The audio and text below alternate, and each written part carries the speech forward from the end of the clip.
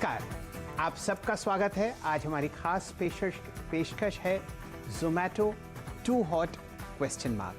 Food delivery company Zomato का IPO आज subscription के लिए खुल गया है और नाना प्रकार के आपको कारण दिखेंगे इसमें कि आप निवेश करें या ना करें। लेकिन अगर आप यहाँ पर एंकर रिस्पॉन्स देखें तो वो बहुत ही ज़बरदस्त है। जोमैटो ने अपनी एंकर लिस्ट में लगभग 4,198 करोड़ जमा करने की कोशिश करी थी और वहाँ पर रिस्पॉन्स आया है लगभग 1,45,000 करोड़ का, जो कि लगभग 35 गुना ज़्यादा है। और हर तरीके की आपको राय बाजार में आती हुई दिख रही है जोमैटो के आईपीओ के लिए, चाहे वो बुल केस हो या बियर केस हो। आज हमारे साथ शो में जुड़ी हुई हैं हर्षिता जी, जो जोमैटो को ट्रैक कर रही हैं जब से ये कंपनी एक कमरे में खुली थी और आज ये एक यूनिकॉर्न होके आपको बाजार में लिस्ट होती हुई दिखेगी एक आध हफ्ते में।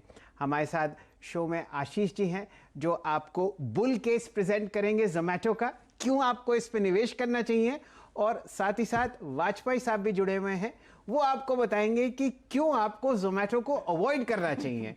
और साथ ही साथ हमारे साथ दो बहुत ही जाने माने आईपीओ ऑब्जर्वर्स हैं, आशीष महेश्वरी साहब और आस्था जैन जी। आप अक्सर इन दोनों को देखते हैं जो बहुत बढ़िया टिप्पणी देते हैं आपको कहाँ मुनाफा वसूल करना है, किस लेवल पर आईपीओ को खरीदना है दोबारा और निवेश करना है या नहीं। लेकिन सबसे पहले यहाँ पर शुरू करते हैं हर्षिता जी से। हर्षिता जी, कितने समय से आप जोमैटो को ट्रैक कर रही हैं, ये बताइए। अब कंपनी की शुरुआत जब से हुई है तब मुझे याद है कंपनी का नाम फूडी बे था। ये लोग मेन्यू स्कैन करके अपनी वेबसाइट पे डालते थे, फिर हम जैसे लेजी लोग जिनके पास मेन्यू की किताब नहीं होती थी उधर जाकर बोलते थे कि अच्छा इस रेस्टोरेंट से अच्छा खाना मिल सकता है, और फिर इवेंचुअली रेस्टोरेंट को फोन करते थे।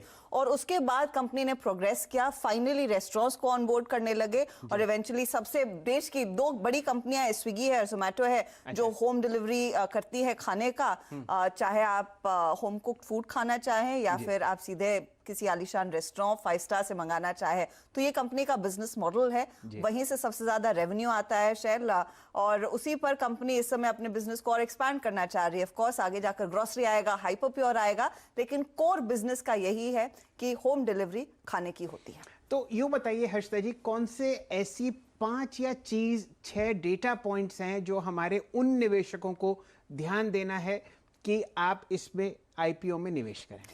शैल, इस बिजनेस की खासियत यही है कि इनका सीधा कंज्यूमर से कनेक्ट है, क्योंकि हम सबके फोन पर जोमैटो या फिर स्विगी का ऐप होगा तो यूजर बेस एक अच्छा खासा बड़ा है। तो मैं उस बेसिक डेटा में नहीं जाऊंगी कि इशू साइज क्या है, कितना फंड रेज करना चाह रही है। मंथली एक्टिव यूजर्स देखिए 3 करोड़ से ज्यादा का है। साथ ही साथ जिन रेस्टोरेंट्स को इन्होंने अपने साथ लिस्ट किया हुआ है ये 3.5 लाख से ज्यादा का आंकड़ा है, तो वो भी एक साइजेबल आंकड़ा है। साथ ही साथ डिलीवरी पार्टनर्स जो इवेंचुअली हमारे घर खाना लेकर आते हैं वो एक इंपॉर्टेंट फिगर है। और इस फिगर में दरअसल जो डिलीवरी पार्टनर्स के आंकड़े हैं वो करीब करीब 1,60,000 से 70,000 लोग इनके साथ जुड़े हुए हैं जो डिलीवरी पर फोकस करते हैं। जोमैटो प्रो एक अलग इन्होंने इंटरफेस शुरू किया था, जो पहले जोमैटो गोल्ड जाना जाता था, इवेंचुअली अब इसे जोमैटो प्रो कहलाते हैं। एक प्रीमियम सर्विस है और उसमें 5 लाख आप और मेरे जैसे लोग जुड़े हुए हैं। लेकिन मोस्ट इंपॉर्टेंट और इंटरेस्टिंग डेटा कि जब कोई जोमैटो से खाना ऑर्डर करता है उस ऑर्डर की एवरेज साइज क्या होती है। तो पिछले साल तो ये इनफैक्ट स्पाइक करता हुआ दिखाई दिया 2020 में जब फाइनली लॉकडाउन खुला, और एवरेज जो आंकड़ा है वो 400 रुपए का ऑर्डर कंपनी के हाथ ऑन एन एवरेज बेसिस आता है। तो ये कुछ इंपॉर्टेंट आंकड़े हैं जो जहन में रखने हैं जब आप इस आईपीओ के बारे में सोचें या फिर पढ़ना शुरू करें कि कितना बेस है, क्या काम करती है, और of course minimum order size या फिर एवरेज ऑर्डर साइज क्या है। अच्छा, तो अब आपके सामने जो बेसिक आंकड़े थे वो हर्षिता जी ने आपको दिए, और यूं समझिए कि जब ये कंपनी इस छोटे स्टूडियो से और छोटी थी तब से हर्षिता जी आपको ट्रैक करती हुई दिख रही हैं। मैं बिल्कुल न्यूट्रल पार्टी हूं, मैं आपको अपनी राय बिल्कुल आखिर में दूंगा। अब आपके सामने पेश करते हैं अपना बुल केस और बेयर केस। ये दोनों हमारे सीधा सौदा के कप्तान आपको बताएंगे कि कौन सी ऐसी 10 चीज़ें हैं या 5 चीज़ें हैं जिसकी वजह से आपको इस आईपीओ में सब्सक्राइब करना चाहिए, और 5 एक ऐसी चीज़ें जिनका आपका ध्यान रखना है। दोनों कप्तानों के बीच में ये राय मैं उन्हीं के ऊपर छोड़ देता हूं कि कौन पहले शुरू करेगा। तो शैल सर, असल में मैं हूं इस केस में बुल और इनको बनाया गया है बियर। तो ये जो काम प्रमोटर्स का, फाउंडर्स का, मर्चेंट बैंकर्स का था, ये मुझसे कराया जा रहा है आज। तो सबसे इंपॉर्टेंट तो जोमेटो के केस में हर्षद ने बताया जो इसका बिजनेस है, जो यूनिकनेस है इस बिजनेस की, जो शेयर साइज है, जो नंबर ऑफ पार्टिसिपेटिंग रेस्टोरेंट्स हैं, जो डिलीवरी बॉयज इस कंपनी के पास हैं, जो इस कंपनी के मार्केट शेयर है 45% भारत के फूड डिलीवरी मार्केट का मार्केट शेयर है। अब वो बिजनेस पे जाऊंगा नहीं क्योंकि हर्षद ने बखूबी डिटेल में हाईलाइट कर दिया है। वन ऑफ द फर्स्ट है देसी यूनिकॉर्न स्टार्टअप्स जो दलाल स्ट्रीट में आने वाली है। वेलकम करना चाहिए, उसमें बहस करने की जरूरत ही क्या है। बिल्कुल। तो फिर बियर केस कहां से? जो बिजनेस मॉडल है वो तो बहुत अच्छा है, लेकिन फ्यूचर पे बेट करते हैं हम लोग, हिस्ट्री पे नहीं बेट करते हैं। ठीक है। तो जो फ्यूचर है उस पे बेट करना चाहिए। आप बता रहे हैं कि बिजनेस मॉडल बिल्कुल सही बात है, यूनिकॉर्न है, बड़ा हो गया, बहुत बड़ा हो गया, लेकिन बिजनेस मॉडल इनका क्या है, इनका काम क्या है, एग्रीगेटर है ये। बिल्कुल है ना, वहाँ रेस्टोरेंट से खाना ला के आपको दे दिया, रेस्टोरेंट वाले से भी पैसे लिए, आपसे भी पैसे लिए और कमीशन लिए, एडवर्टाइजिंग करी, ये बिजनेस है। बट इस बिजनेस में दिक्कतें बहुत ये आ रही हैं कि चैलेंजेस बहुत हैं। जैसे इसमें आपकी जो मार्केटिंग कॉस्ट है, आपकी जो एग्रीगेटर को रखने की कॉस्ट है, आपके जो डिलीवरी बॉयज की कॉस्ट है, वो बहुत हाई है। और स्विगी के केस से आप देखिए तो इनकी लगातार हाई बनी हुई है, उसको करना बड़ा डिफिकल्ट है। मैं इसलिए कह रहा हूं कि बिजनेस मॉडल में थोड़ी दिक्कत है कि एक तो एंट्री बैरियर नहीं है। स्विगी ने इनसे बाद में काम शुरू किया, इनका काम पहले केवल रेस्टोरेंट आइडेंटिफाई करना था, ये डिलीवरी में बाद में आया, लेकिन स्विगी इनके बाद में आया ओवरऑल बिजनेस में, और स्विगी आज इनके नेक एंड नेक खड़ा हुआ है। हर पैरामीटर पे आप देखेंगे स्विगी बराबर खड़ा हुआ है। तो जहां पे एंट्री बैरियर्स नहीं है, जहां पे लॉयल्टी नहीं है, आपको क्या गारंटी कि जिस रेस्टोरेंट को आपने उसका कमीशन कम कर दिया है वो आपके साथ बना रहेगा। प्लस जो डिलीवरी बॉय है उसको आप एक पार्टनर के तौर पर रख रहे हैं, डिलीवरी पार्टनर बोलते हैं आप, उसका आप कमीशन कम देते हैं। तो इतने सारे फ्रेजाइल पॉइंट पे आप खड़े हैं और इतना एंट्री बैरियर नहीं है, तो मुझे लगता है आगे जाते हुए बिजनेस मॉडल फंस सकता है। बिल्कुल ठीक है, पर इस केस में इसका शेयर मार्केट साइज ही इसका सबसे बड़ा एंट्री बैरियर है बाकियों के लिए। वो मैं बताऊंगा आगे जब हम लोग कंपटीशन के आगे और डिटेल में बात करेंगे। और भारत का फूड एग्रीगेटर्स का जो जीओवी है, ग्रॉस ऑर्डर वैल्यू, FY20 से FY25 के बीच में कहा जा रहा है 25 से 30% के CAGR से बढ़ती हुई नजर आएगी। और ये जोमेटो ओवर द इयर्स इसने मार्केट लीडरशिप कैटेगरी में पहुंचता हुआ नजर आया, कैटेगरी लीडर के तौर पे बढ़ता हुआ नजर आया। तो वो जो वीक एंट्री बैरियर्स की हम बात कर रहे हैं, जो शेकी ग्राउंड्स पे इंडस्ट्री खड़ी हुई है, उसमें बाखूबी इसने हाईलाइट करा है कैसे मार्केट को कैप्चर करना है। तो मुझे लगता है कॉम्पिटिटिव इंटेंसिटी को तो झेला है इसने। नहीं झेला कैसे, आप देखिए कंटिन्यूअसली लॉस मेकिंग है। FY21 में आप 9 मंथ का रिजल्ट दिखा रहे हैं IPO लाने से ठीक पहले, और उसमें भी आप सिर्फ 21 रुपए यूनिट बिजनेस पे प्रॉफिटेबल बन पाए हैं, वो भी IPO लाने के लिए। अदरवाइज आपने क्या किया, आपने रेस्टोरेंट का जो कमीशन आपको मिलता था उसको बढ़ा दिया, डिलीवरी बॉय का कमीशन कम कर दिया, अपनी मसल्स फ्लेक्स करी इस दौरान, मसल फ्लेक्स है ना, पैंडेमिक के दौरान। यही तो प्रॉब्लम करेगा ना। अब मैं बताता हूं, लॉसेस जो हैं 2400 करोड़ से रिड्यूस होकर 500 करोड़ रुपए आए। अच्छी बात की यूनिट इकोनॉमिक्स जो है फूड डिलीवरी कारोबार की, जो कि ऑलमोस्ट 70-75% बिजनेस का है, सस्टेनेबल है और पॉजिटिव टर्न होता हुआ आपको नजर आ रहा है। और जहां तक प्रॉफिट्स की बात है, मैं मानता हूं ये अभी भी लॉस करेगी। इसने पिछले कुछ समय में 15 एक्विजिशंस करे, इसने लगातार न्यूट्रोसेटिकल्स के धंधे में, स्पोर्ट्स डिस्कवरी, ग्रोसरी, जिसकी अर्चना बात छेड़ रही थी, जहां पे ग्रोफर्स का 9% स्टेक उठाया था 500, 600, 700 करोड़ रुपए के आसपास। ये वेंचर्स, इन एक्विजिशन के चलते प्रॉफिट्स अभी दूर हैं। और इन स्टार्टअप्स का काम है दरअसल इस समय मार्केट्स को कैप्चर करना, है ना। तो ये बर्न कर रहे हैं कैश, इसमें कोई शक ही नहीं है। ओवर द इयर्स पैसा मोबिलाइज करते हुए नजर आए थे। हाउ लॉन्ग, नहीं, हाउ लॉन्ग के केस में फिर वैल्यूएशन बंद करते रहेंगे आप, ये एनीबॉडीज गेस कि ये प्रॉफिट्स का मैं आपको वैल्यूएशंस पे आऊंगा तो मैं उसका जस्टिफिकेशन भी दूंगा क्यों वैल्यूएशंस जस्टिफाई करेंगे इस नंबर्स को। जहां तक कंपटीशन की बात है, कंपटीशन में आगे कुछ कहना है आपको तो मैं उस पर उतरूं। हाँ मुझे कहना है कंपटीशन में देखिए, स्विगी तो बहुत नोन है सबको। हाँ, स्विगी और जोमेटो दोनों ने आधा ऑलमोस्ट। अब मैं जो जिस कंपटीटर की बात कर रहा हूँ, अमेजॉन की बात कर रहा हूँ मैं। अमेजॉन बिल्कुल नया प्लेयर है और बहुत ही छोटा है अभी, बेंगलुरु में उतर गया। बेंगलुरु के जो बेंगलुरु रीजन कहता हूं मैं उसको, चूंकि आसपास में भी पहले अपने एम्प्लॉइज को फ्री में बांटते थे, टेस्ट मॉडल था इनका। अब उन्होंने 25% मार्केट कवर कर लिया है, 2500 रेस्टोरेंट जोड़ लिए उन्होंने क्या किया है कि 19 रुपए सिर्फ वो डिलीवरी चार्ज लेते हैं और ये लेते हैं 23 रुपए। पहला प्रॉब्लम। दूसरी प्रॉब्लम क्या है कि उनके जितने प्राइम मेंबर्स हैं, 1 करोड़ प्राइम मेंबर्स हैं जो 999 देके साल में मिलते, उनको खाना फ्री है, मूवी फ्री है, पिक्चर फ्री है, म्यूजिक फ्री है, डिलीवरी फ्री है, सब फ्री है। अमेजॉन जैसे दुनिया के जायंट के सामने जो फ्री में बांटने की 10 साल तक हिम्मत रखता है, आप 23 रुपए, और मैं बता रहा हूं पिछले 9 महीने में आपने मैन्यूवरिंग करी अपनी बैलेंस शीट की, सिर्फ इसलिए कि आपको आईपीओ लाना था। आप कैसे उससे लड़ेंगे जो आदमी इस बात के लिए तैयार है कि मैं फ्री में बांटूंगा अपने सारे प्राइम मेंबर्स को। अब किसी प्लेयर के आने से डर जाऊं वो भी गलत है। इस धंधे में ये सिर्फ दो नहीं थे नीरज जी, रनर था, फूड पांडा था, टाइनी ऑल था, उबर ईट्स, ओला फूड, सब ने पैर जमाने की कोशिश करी, नहीं जमा पाए। ये दो प्लेयर की ड्यूओपोली रही है।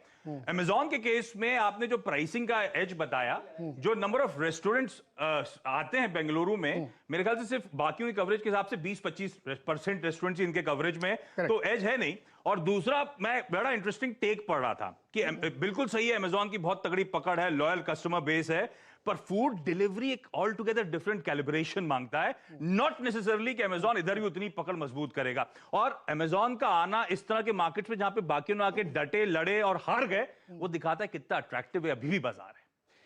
तो देखने की तरीका थोड़ा सा बदलना नहीं, पड़ेगा। मैं देखिए, ये मैं बिल्कुल नहीं कह रहा हूं कि जोमेटो मार्केट से बाहर ही हो जाएगा, लेकिन जिस पैरामीटर्स पे आप इसको प्रॉफिटेबल बनाना चाहते हैं, आपकी कॉस्ट हमेशा एलिवेटेड रहेगी। अमेजॉन के साथ एडवांटेज क्या है, वो इतना टफ कंपटीशन इसलिए देगा कि उसका already network tier 2, tier 3, even rural India में है, तो उसके लिए एक्सपेंड करना छुट्टियों का खेल है। वो कर लेगा आराम डर ही से। नहीं है, मुझे डर ही नहीं है, क्योंकि इनके धंधे ना 7-8 सिटीज में लिमिटेड है, जो मेजॉरिटी रेवेन्यूज वहीं से आते हैं। अमेजॉन गांव में जाके बेच ले। अच्छा, मैं आपको एक छोटी सी कहानी सुनाऊं? हाँ। एक कहानी सुनाता हूं आप लोगों को। शैल सर कह रहे समय हो रहा है, अपन वैल्यूएशन बहुत ही छोटा था, 30 सेकंड की कहानी सुनाऊंगा। मैं ये कह रहा हूं कहीं ऐसा ना हो 20 साल की दोस्ती दांव पे लग जाए, ये आईपीओ ही है। जून नाम की एक कंपनी थी, स्टार्टअप था 2013 में अमेरिका में।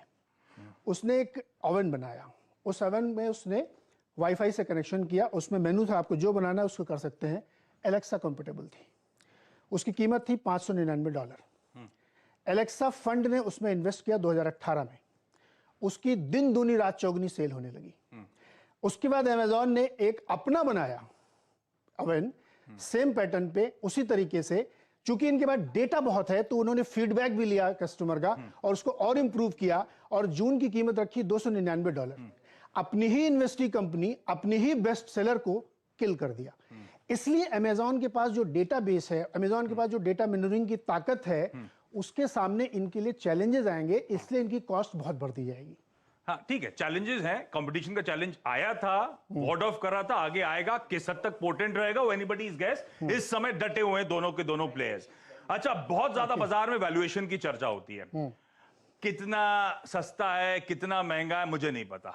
सबसे बड़ी दिक्कत की बात की लॉस मेकिंग है, नीरज जी उस बात को बार बार हाईलाइट कर रहे हैं, पर शायद हमें इस कंपनी की लिस्टिंग के साथ ट्रेडिशनल तरीके से वैल्यूएशंस के आइडियाज को खत्म करना पड़ेगा। हमें मार्केट स्केल, हमें उस धंधे की स्केलेबिलिटी, किस तरह की लॉन्ग टर्म अपॉर्चुनिटीज वो थ्रो अप करता है, उसको वैल्यू करने की शुरुआत करनी पड़ेगी। वैल्यू, आप आइडिया की कीमत समझिए। आप टेस्ला आज की डेट में गाड़ियों में सबसे ज्यादा मार्केट वैल्यूएशन कमांड करता है। पीछे छोड़ दिया उसने Daimler, Volkswagen, Toyota, general Motors को, इन सबसे कम गाड़ियां बेचता है, लेकिन आइडिया की कीमत है। एयरबीएनबी क्या करता था? कॉन्फ्रेंसेस के लिए रूम बुक करने की एक छोटी सी वेबसाइट थी, आज सारे दुनिया भर की होटल चेन से ज्यादा वैल्यूएशंस कमांड करता है। तस्वीर बदल रही है। डोर डैश, एक कंपैरिजन नीरज जी ने डाला भी हुआ है उसमें वैल्यूएशंस के फ्रंट पे। डोर डैश के वैल्यूएशन जिस दिन आईपीओ लिस्ट हुआ था 80% ऊपर जाता हुआ नजर आया था, और ये सब वो आइडिया की कीमत है, उनकी स्केलेबिलिटी की कीमत है। Agreed. मुझे लगता है इसीलिए वो लॉस मेकिंग अभी भी अगर आप देखेंगे ना, तो जितने लोग बाहर खाना खाने जाते हैं, उसके मुकाबले कम से कम 10 टाइम्स का मार्केट अनटैप्ड पड़ा हुआ है सबके लिए। बिल्कुल ठीक है। अब आपने डोडेस का नाम लिया, डोडेस जो है एंटरप्राइज वैल्यू बाय सेल्स आप करिए तो वो मिल रहा है आपको 12 पे, 16 पे, ये मिल रहा है 21 पे ना। तो क्यों? ये तो मेरा क्वेश्चन है कि आप 21 महंगा है, इसमें तो मैं कुछ कह ही नहीं रहा हूं महंगा है। इन्वेस्टर क्यों पैसा लगाएगा? मैं इसके लिए बताता हूं। यूएस का मार्केट मैच्योर मार्केट है, डोर डैश का कंपटीशन के बीच में 50% मार्केट शेयर है, इसलिए प्रीमियम देता हूं। भारत में इसके पास 50% मार्केट शेयर और अंडरपेनिट्रेटेड मार्केट है। डोर डैश से ज्यादा ग्रोथ करके दिखाएगा जोमेटो, उस ग्रोथ की भी तो कीमत लगाओगे कुछ? नहीं, उस चीज लिए तो मैं कह रहा हूं कि जिससे आप लड़ने जा रहे हैं, जिससे आप कॉम्पीट करने जा रहे हैं, हो अभी बेंगलुरु में है, हमसे छोटा है, मैंने अभी आपको जून की कहानी सुनाई कि 2013 से शुरू हुई कहानी 2018 में पलट गई ओवरनाइट। इसलिए मुझे लगता है कि वैल्यूएशन के पैरामीटर भी आपके सामने, ग्लोबल प्लेयर से आप कंपेयर करिए, बहुत महंगा दिख रहा है। महंगा है। अभी सुनिए, फरवरी में इन्होंने 54 रुपए पे 1800 करोड़ रुपए रेस किए, उसके 3 महीने में ऐसा क्या बदल गया कि ये 76 रुपए पे रेस करने आ गए? नहीं महंगा है, इसमें कोई शक नहीं नीरज जी। इसलिए मैंने शुरुआत में भी कहा था मेरे लिए वैल्यूएशन करना भी इस तरह के धंधे को थोड़ा मुश्किल, चैलेंजिंग हो जाता है। मेरी समझ से ज्यादा बहुत सारे एंकर इन्वेस्टर्स को समझ में आता होगा। उससे अरे रुको ये 4-5 हजार करोड़ रुपए मांगने आए, 1.5 लाख करोड़ रुपए के खड़े हो गए, और कितने आप ही सुबह से बोले जा रहे हैं 180-190 एंकर इन्वेस्टर। अच्छा, इसका मतलब समझिए, वैल्यूएशन मुझे नहीं पता कि आईपीओ के बाद कितनी तेजी दिखाएगा, कितना ठंडा पड़ेगा। तरीका क्या है, रिटेल इन्वेस्टर के पास केवल 10% का कोटा है क्योंकि लॉस मेकिंग है। एक लॉट के लिए अप्लाई करूं, किस्मत मेरा आया, उसके बाद अगर करेक्ट, वैसे मेरा मानना है कि इतना बड़ा जो डिमांड है तो लिस्टिंग के समय सब एब्जॉर्ब, क्योंकि सबको इस पोर्टफोलियो में एक देसी यूनिकॉर्न स्टार्टअप चाहिए होगा, सारे इंस्टीट्यूशनल इन्वेस्टर्स को। तो अब उसके लिए मैं एक लॉट लूं, और ये बात हो सकती है मेरे आपके लॉजिक के हिसाब से शायद महंगा हो, और हो सकता है आईपीओ की लिस्टिंग के बाद ठंडा पड़े, तो मैं उसको एवरेज आउट कर लूं। यही एक तरीका है, अदरवाइज हो सकता है हाथ से ही निकल जाए। इसका काउंटर सिर्फ 30 सेकंड में। कॉफी डे नाम की एक कंपनी थी, वो भी स्टार्टअप था, लिस्टिंग से पहले बाद में देखे लगातार लॉस मेक किया, जिस प्राइस पे लिस्ट हुआ तो दोबारा मुंह नहीं देखा, 10 रुपए पे चला गया। बेक्टर फूड, मिसेस बेक्टर्स अभी की लिस्टिंग है, आईपीओ प्राइस पे नहीं गए हैं। मेरा पॉइंट यह है कि अगर इन्वेस्टर्स के लिए आप टेबल पे कुछ नहीं छोड़ेंगे तो अनअट्रैक्टिव हो जाएगा। चलिए इस बात को यही सिमटाते हैं और आपके लिए ठंडी लस्सी ऑर्डर करते हैं। मेरे ख्याल से 20 साल में पहली बार मैंने कुछ ज्यादा गर्मा गर्मी होती हुई देख ली है शो में, और जोमेटो टू हॉट अब क्वेश्चन मार्क की जगह एक्सक्लेमेशन लगा देते हैं। हर्षिता जी, आपने पूरा ब्यौरा सुना, और अब आप मुझे बताइए कोई ऐसी चीज जो हमारे दो कप्तानों ने छोड़ दी। मैं इनफैक्ट नीरज को बोलने वाली थी, और आशीष को इतने पर्सनली तो मैंने भी नहीं लिया। इतने सालों से मैं कंपनी का बरकरार करती आ रही हूँ, लेकिन एक चीज जो आप लोग कह रहे हैं ना कि ये प्रॉफिटेबिलिटी वाला जो सवाल है, एक चीज मैं कहूंगी, क्योंकि मैंने इससे ठीक पहले 3-4 वीसी निवेशकों से बात की। ये सभी कंपनियां जो अब लिस्टिंग के लिए आ रही है, इंक्लूडिंग जोमेटो, प्रॉफिटेबिलिटी के पैमाने पर कंपनियों को बोल दिया गया है आपको अपनी प्लेबुक बदलनी है, 6 से 8 क्वार्टर में मुनाफा कमाकर दिखाना होगा। ये इनके सामने एक चैलेंज है, और मैं बस उम्मीद कर रही हूं कि इस चैलेंज पे जोमेटो और उसके बाद जो भी कंपनी आएगी वो खरी उतरेगी, क्योंकि मेरे ख्याल में ये बाजार उसको ज्यादा तवज्जो देगा, and I won't be surprise कि उस पर कंपनियां जल्द से जल्द काम करना शुरू कर दे। इनफैक्ट ये कंपनी तो कर ही रही है। चलिए, मैं सिर्फ एक लाइन ऐड करना चाहता हूं। जब अमेजन लिस्ट हुआ उसके 4 साल बाद उन्होंने 5 साल बाद पहला क्वार्टरली प्रॉफिट दिखाया, और वो भी 1 सेंट। चलिए, ये बात यही समेटते हैं, लेकिन अब जुड़ते हैं अपने 2 मेहमानों से जो कि विशेषज्ञ हैं आईपीओ मार्केट में। आस्था जी जुड़ चुके हैं, और आशीष महेश्वरी साहब भी हमारे साथ जुड़े हुए हैं। लेडीज फर्स्ट, आस्था जी, 72 से 76 रुपए का आईपीओ प्रति शेयर, और जानिए ये फेस वैल्यू 1 है, तो ये 720 से 760 का प्राइस है। बताइए आस्था जी, क्या करना है? Good afternoon Shailendra ji, Harshita ji, Ashish ji and Neeraj ji. देखिए, यहाँ पे पहला तो मैं रिकमेंडेशन बताना चाहूंगी। मैंने जो नोट बनाया है उसमें मैंने बोला है कि सब्सक्राइब करिए, लेकिन लिमिटेड लिस्टिंग गेन को मान के ही सब्सक्राइब करिए, और हाई लॉन्ग टर्म गेन को मानते हुए इसको सब्सक्राइब करने की मैंने यहाँ पे रेटिंग दी है। बहुत ज्यादा डिस्कशंस ऑलरेडी हो चुके हैं, सिर्फ 1-2 पॉइंट्स मैं बोलना चाहूंगी। बेसिकली ये लीडर है, स्कैरिसिटी प्रीमियम हम हमेशा देते हैं आईपीओ को, लेकिन एक एक्स्ट्रा प्रीमियम जो मैं मानती हूँ इंडियन कंपनीज को देना चाहिए, क्योंकि हम जब भी कंपेयर करते हैं, कोई प्योर इंडिया पे नहीं होता, ग्लोबल लेवल पे, तो इंडिया की जो डेमोग्राफिक्स हैं, इंडिया का जो मार्केट है, उसको भी एक प्रीमियम मिलना चाहिए वर्सेस ग्लोबल पेयर्स। तो मैं स्कैरिसिटी प्रीमियम तो इसको मान ही रही हूँ कि देना चाहिए, प्लस एक ग्रोथ प्रीमियम इंडिया कंट्री को देखते हुए देना चाहिए। और मेरा जो अनुभव है वो ये बोलता है कि जब भी इंडियन कंपनी कोई लिस्टिंग के लिए आती है, उसको कोई पेयर नहीं होता है डोमेस्टिक लेवल पे, और हम ग्लोबल पेयर से जब उसे कंपेयर करते हैं तो डेफिनेटली वैल्यूएशन वो ज्यादा कमांड करके लेके जाती है। Same is the case with अभी जोमेटो के साथ भी, तो यहाँ पे भी वैल्यूएशन ज्यादा है, हम बिल्कुल इस बात से सहमत है, वैल्यूएशन बहुत ज्यादा है। लेकिन मेरे हिसाब से फिर भी 2-3 चीजों को देखते हुए मुझे ऐसा लगता है कि लिमिटेड लिस्टिंग गेन, लेकिन हाई लॉन्ग टर्म गेन के लिए मैं यहाँ पे रिकमेंड कर रही हूँ कि इस आईपीओ में सब्सक्राइब करना चाहिए। चलिए, फिलहाल आपके सामने 12:46 पर ये आईपीओ लगभग 31% भर चुका है। आज पहला दिन है। यहाँ पर लेंगे एक छोटा सा ब्रेक, और हमारे दोनों कप्तानों के लिए ठंडा पानी और लस्सी पेश की जाएगी, और उस ब्रेक के बाद हम लोग जुड़ेंगे आशीष महेश्वरी साहब से। वो आपको बताएंगे उनकी राय इस शानदार आईपीओ पे क्या है। जुड़े रहिए ऐसा संवाद और ऐसी लड़ाई आपने कभी भी आईपीओ के बाजार में नहीं देखी होगी और ये चर्चा हो रही है जोमैटो के आईपीओ।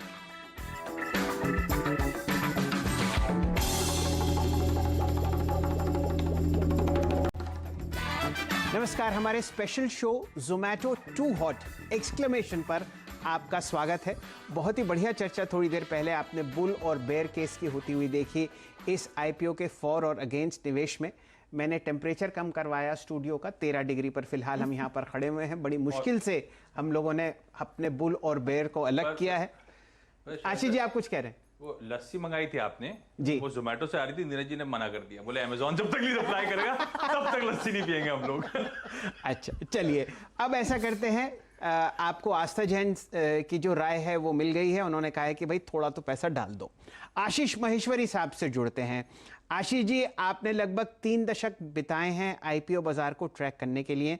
बताइए क्या रणनीति रखते हैं जोमैटो के इस आईपीओ पर जो फिलहाल आज पहले दिन सब्सक्रिप्शन के लिए खुला है? बिल्कुल, काफी हद तक मैं भी आस्था जी की बात से काफी सहमत हूँ कि इशू में अप्लाई करना चाहिए और शॉर्ट टर्म के लिए लिमिटेड गेन्स पर लॉन्ग टर्म के लिए एक कंसिस्टेंट गेन आपको ये कंपनी देने वाली है। अब 3-4 आर्ग्यूमेंट मैं भी देना चाहूँगा। सबसे पहले जैसे नीरज जी ने बात की थी कि अमेजन के आने के बाद में उनके बिजनेस मॉडल पे कोई इम्पैक्ट आएगा। मेरा मानना है कोई बड़ा इम्पैक्ट यहाँ देखने को नहीं मिलेगा क्योंकि अमेजन का जो साइज है बहुत छोटा है, स्केल अप करने में उन्हें कई साल लगेंगे। इसके अलावा कंपनी इस आईपीओ के बाद में करीब 16,500 करोड़ रुपए कैश पे वो भी बैठे हुए हैं। तो अमेजोन के पास में जितनी मनी पावर है, इक्वल मनी पावर जोमेटो के पास में भी आप देखेंगे इस आईपीओ के बाद में रहेगी। इसके अलावा लॉसेस को कम करने के लिए जैसे वो रेस्टोरेंट से कमीशन बढ़ा रहे हैं, डिलीवरी चार्जेस उन्होंने बढ़ा दिए हैं कस्टमर पे, और इसके अलावा डिस्काउंट भी अब काफ़ी कम हो गए हैं। उसके बावजूद भी जो रन रेट है वो बनी हुई है। तो इसके कारण से अगले 2-3 साल में आप देखेंगे वो प्रॉफिटेबल ऑर्गेनाइजेशन की तरफ बढ़ जाएंगे। और मेरा मानना है कि वैल्यूएशन जरूर महंगे हैं, बट बात ये है कि आप जो इंडिया का मार्केट है उसका साइज ही इतना बड़ा है। आज इनके डाउनलोड देखें तो 10 करोड़ से ज़्यादा उनके डाउनलोड है, 3 करोड़ एक्टिव यूजर्स है। तो अभी बहुत बड़ा मार्केट है जो कैप्चर करना बाकी है, और इसीलिए जो एंकर इन्वेस्टर्स हैं उन्होंने इतना थम्स अप दिया, इतना कंपनी के जो बिजनेस मॉडल पे फेथ दिखाया है। और मेरा मानना है कि आगे आने वाला समय ऐसे ही बिजनेस मॉडल्स का, स्टार्टअप के यूनिकॉर्न का है। और जो रैली हमने यूएस मार्केट्स में स्टार्टअप्स और टेक ड्रिवन बिजनेसेस में देखी, वैसी रैली आपको अब इंडियन मार्केट में जोमेटो के आईपीओ के थ्रू देखने को मिलेगी। तो मेरी सलाह रहेगी बिल्कुल आईपीओ में सब्सक्राइब करें और एक 10-1% का listing gain, but long term में अच्छा गेन बनेगा यहाँ पर भी। ओके, तो आप कह रहे हैं कि लॉन्ग टर्म में ऑफ कोर्स अच्छा गेन ये साबित होगा। आस्था, आप क्योंकि आपने कहा यहाँ पर ऑफ कोर्स वैल्यूएशंस महंगे हैं, जब आप इस तरह की न्यू कंपनी को वैल्यू कर रही हैं तो किस बेसिस पर क्या वैल्यू कर रही हैं? क्योंकि नॉर्मल वैल्यूएशन जो हम बाकी सब टेक्नोलॉजी कंपनी या फिर कंज्यूमर कंपनियों में यूज करते हैं वो पैरामीटर्स यहाँ पर काम नहीं करेंगे। Point number 1। पॉइंट नंबर 2, जो ग्रोथ प्रोस्पेक्ट्स कंपनी ने रखे हैं कि 2025 तक ग्रॉस ऑर्डर वैल्यू अकेले 4 गुना से ज्यादा बढ़ता हुआ दिखाई देगा, क्या वो इस समय इस प्राइस बैंड में रिफ्लेक्ट कर रहा है? बेसिकली देखिए हर्षिता, मैंने जो यहाँ पे अपनी कैलकुलेशन की है उसमें मैंने जो CAGR ग्रोथ लगाई है सेल्स की, वो मैंने यहाँ पे तकरीबन 40% से ज्यादा लगाई है। तो उस हिसाब से जो कैलकुलेशंस कहती हैं वो ये कहती हैं कि FY23 तक ये लोग प्रॉफिटेबल टर्न अप हो जाएंगे। तो यहाँ पे जो valuation methodology EV by sales या फिर प्राइस बाय सेल्स ही पैरामीटर यूज करेंगे, क्योंकि लॉस मेकिंग कंसर्न है। प्लस स्टार्टअप्स को कभी भी आप उनके अर्निंग्स पे नहीं कर सकते, क्योंकि 3 से 5 साल हर स्टार्टअप को ब्रेक इवन में आने में लगता है। तो वहां पे जो पैरामीटर्स देखे जाते हैं वो EV बाय सेल्स और प्राइस बाय सेल्स पैरामीटर ही देखे जाते हैं। और दूसरी तरफ जो ग्लोबल पेयर्स है उसमें भी 1-2 को अगर हम छोड़े तो mostly all of them are loss making still, but अभी उनके लॉस मेकिंग होने के बाद भी वो अच्छा वैल्यूएशन यहाँ पे कमांड कर रही है। तो मुझे ऐसा लगता है प्रॉब्लम कुछ नहीं है। और इनफैक्ट जुबिलेंट फूडवर्क में इंडिया लेवल पे ऑल्दो कंपेरेबल नहीं है, पर एक मैं हिंट देती हूँ, जुबिलेंट फूडवर्क का EV बाय सेल्स देखिए अराउंड 12 टाइम्स है, जबकि ये कंपनी एक जुबिलेंट फूडवर्क नहीं ऐसे कितने ही रेस्टोरेंट्स के साथ ये बिजनेस करती है।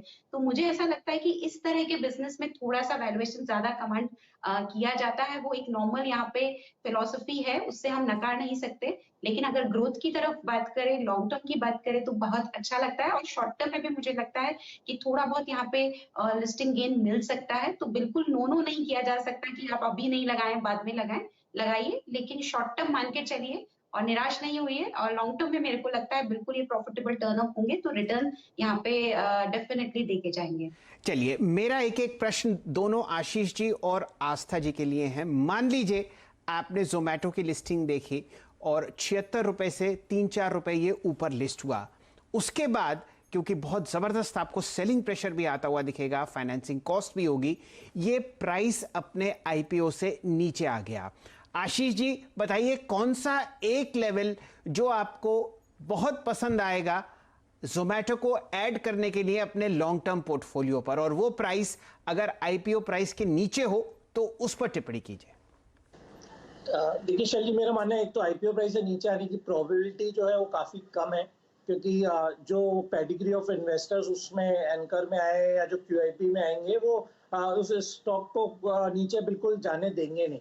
तो फिर भी आपका चूंकि एक सवाल है, तो मेरा मानना है कि 76 रुपए पे भी यदि आईपीओ की लिस्टिंग के बाद में प्रॉफिट टेकिंग आता है तब आपको मिलता है, तब आप 76 रुपए में भी इसको एक्यूमुलेट बिल्कुल कर सकते हैं। मेरी एक्सपेक्टेशन ये है कि करीब 10-1% का लिस्टिंग गेन इसमें आना चाहिए।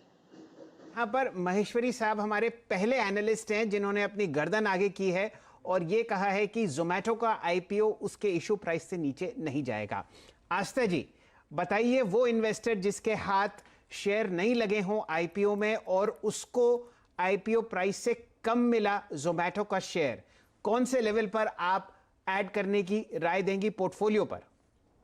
बेसिकली शैलेंद्र जी, ये सवाल हमेशा जिस दिन लिस्टिंग होती है तभी हम एड्रेस करते हैं, लेकिन ये बहुत हाइपोथेटिकल सवाल है क्योंकि फिर भी मैं ये मानती हूँ, वैसे तो मैं आशीष जी से सहमत हूँ कि ये नीचे जाएगा ही नहीं। In any case worst to worst scenario में भी ये चला गया तो भी मेरे हिसाब से 70-68 इसके नीचे तो ये जाने के चांसेस बहुत कम है। और मैं ये नहीं बोल रही हूँ कि ये यहाँ तक जाएगा, जस्ट आपके सवाल का एक जवाब दे रही हूँ जो कैलकुलेशंस मैंने बहुत कंजर्वेटिव लेवल पे की है, लेकिन डेफिनेटली ये जाएगा नहीं, इश्यू प्राइस के ऊपर ही सस्टेन करना चाहिए। बट इन एनी केस अगर होता है तो वहां पे बहुत बढ़िया अपॉर्चुनिटी मिलेगी। तो एक मैं यहाँ पे ये एक मैंने रफ कैलकुलेशंस जो करी उसके हिसाब से, बट फिर भी मैं अभी भी ये कहूंगी कि लिस्टिंग गेन थोड़े बहुत हो सकता है, तो इश्यू प्राइस के ऊपर रहना चाहिए। थोड़े बहुत लिस्टिंग गेन के लिए यहाँ पर निवेश है, लेकिन ज्यादा लॉन्ग टर्म के लिए पैसा लगाने की हिदायत दोनों आशीष महेश्वरी और आस्था जैन कर रहे हैं। एक पार्टिंग नोट हमारे बुल और बेयर से, फाइनल वर्ड, अगर एक डिसाइडिंग वर्ड होगा आशीष, बुल साइड पर क्या है? आशीष जी, जो आपके तर्कश में आखिरी ब्रह्मास्त्र है ना, वो चला दीजिए। सारे एक साथ चला दिए थे कि ढेर हो जाएंगे, ढेर हुए नहीं। तो ध्यान रखें, एक स्टार्टअप है, बहुत डिफरेंट तरीके से हमें इसे अप्रोच करना होगा, इसको वैल्यू करना पड़ेगा, इसकी कीमत को समझना होगा, आकलन करना होगा। भारत का फूड मार्केट है $60 बिलियन का, फूड डिलीवरी बाजार ऑलरेडी $10 बिलियन पहुंच चुका है और बहुत ह्यूजली अंडर पेनिट्रेटेड है। लोग इंडिया, यूएस और चाइना की कंपनी से आमतौर पे कंपैरिजंस दिखा रहे हैं और हमारे मार्केट में ग्रोथ की अपॉर्चुनिटीज उनके सामने इमेंस हैं। एक बात और, जोमेटो एक ग्राहक को एक्वायर करने के लिए 50-55 रुपए खर्च करता है और कहते हैं पहले ही ऑर्डर जब वो डिलीवर करता है वो ब्रेक इवन पे पहुंच जाता है। तो मॉडल सॉलिड है, सॉलिड मार्केट शेयर है। कॉम्पिटिटिव इंटेंसिटी कैसी आएगी, कब आएगी, कितनी तूल पकड़ेगी, एनीबडी इज गेस, लेकिन मुझे लगता है धीरे धीरे पटरी पे आ रहा है, प्रॉफिट्स क्लॉक करने की तरफ बढ़ रहा है और अगर एक बार प्रॉफिट्स क्लॉक करने शुरू कर दिए तो मैसिव री-रेटिंग हो सकती है स्टॉक की, वो अलग कहानी।